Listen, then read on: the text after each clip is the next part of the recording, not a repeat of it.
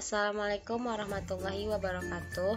Nama saya Edi Rangginamita, NIM 2002019, Prodi S1 Ilmu Keperawatan A. Baiklah, saya di sini ingin mempresentasikan tentang sistem endokrin. Yang pertama, sistem endokrin pada manusia. Yang kedua, proses umpan balik. Yang ketiga, hormon sistem produksi. Sistem endokrin pada manusia. Kelenjar endokrin adalah organ-organ yang menghasilkan sekresi yang disebut hormon, yang dialirkan secara langsung ke dalam aliran darah dan sel-sel kelenjar. Oleh sebab itu, kelenjar endokrin dikenal sebagai kelenjar buntu atau tanpa duktus. Berbeda dengan kelenjar endokrin, seperti kelenjar saliva yang menyekresi produknya ke dalam suatu duktus atau saliran. Kelenjar endokrin biasanya menyeleksi lebih dari satu hormon, kecuali kelenjar paratiroid, sehingga dalam tubuh manusia telah dapat diidentifikasi sekitar 40-50 jenis hormon.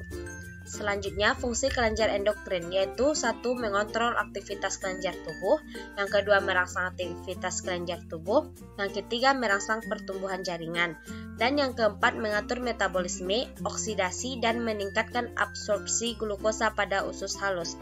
Kelima, memengaruhi metabolisme lemak, protein, hidrat arang, vitamin, mineral, dan air. Selanjutnya, bagian dari sistem endokrin yaitu yang pertama, kelenjar hipofise.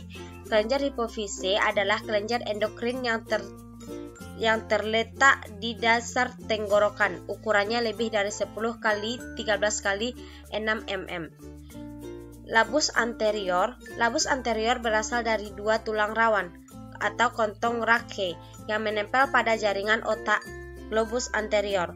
Yang kedua, lobus posterior. Lobus posterior berasal dari evaginasi atau penonjolan dari ventrikel otak ketiga. Selanjutnya yang kedua, kelenjar hipofise, yaitu ini gambarnya, ini yang pertama tadi. Gambar dari hipofise ini.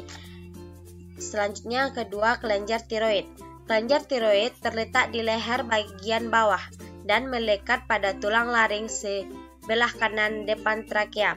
Kelenjar ini terdiri dari dua lobus, yaitu lobus dextra dan lobus sinistra, yang saling berhubungan. Masing-masing lobus memiliki tebal 2 cm, panjang 4 cm, dan lebar 2,5 cm.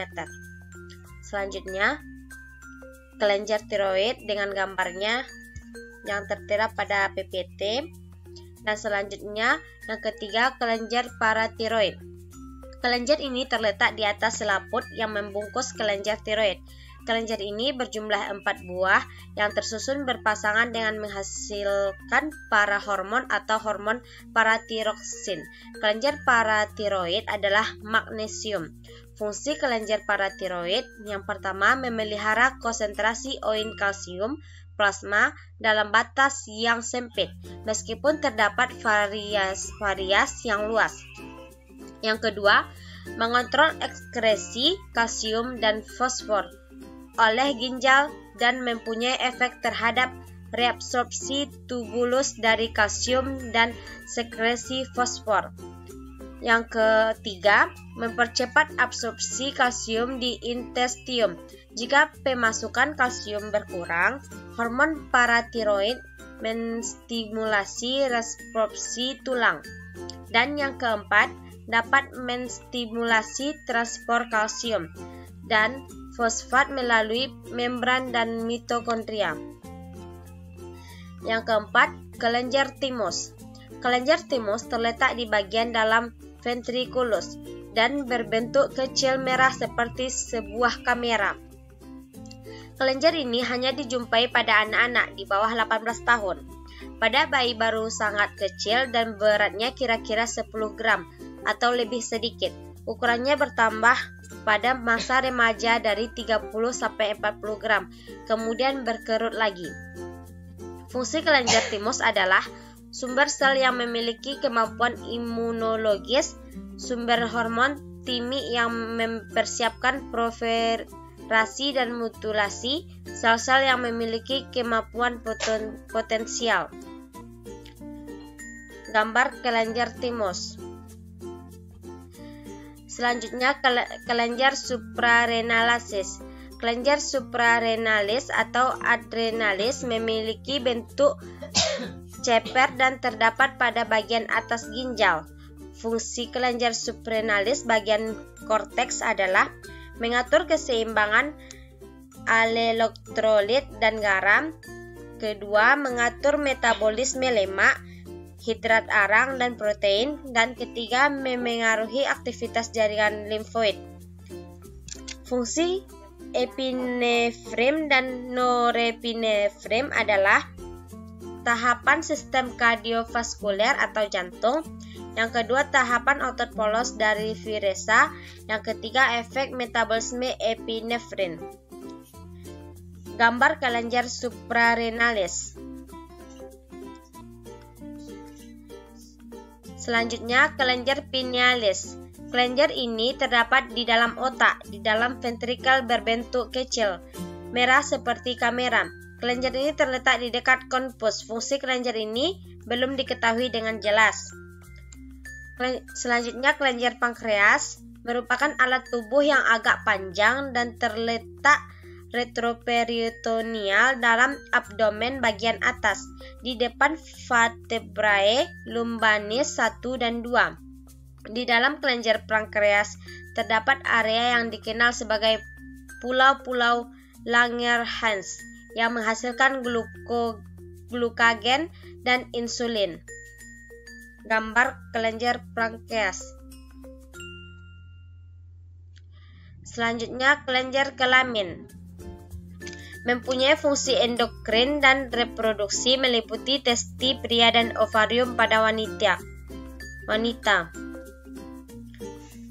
Testi menghasilkan beberapa hormon seks pria yang dinamakan androgen. Salah satunya hormon yang paling kuat dan bertanggung jawab kepada efek hormon pria secara keseluruhan adalah hormon testosteron.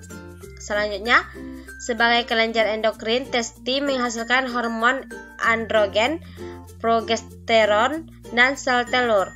Pada masa pubertas, sifat gonadotropin atau FSH dan LH yang merangsang perkembangan produksi kelenjar gonad. Yang ketiga, pada wanita, kelenjar kelamin menghasilkan estrogen, progesteron, dan sel telur. Selanjutnya, gambar dari kelenjar kelamin. Selanjutnya, klasifikasi hormon. Hormon steroid, hormon protein, peptida, dan monoamin. Glikoprotein, gonadotrofik, polipeptida, somatomamotrofik, sitokin, dan hormon peptida kecil. Selanjutnya, proses umpan balik.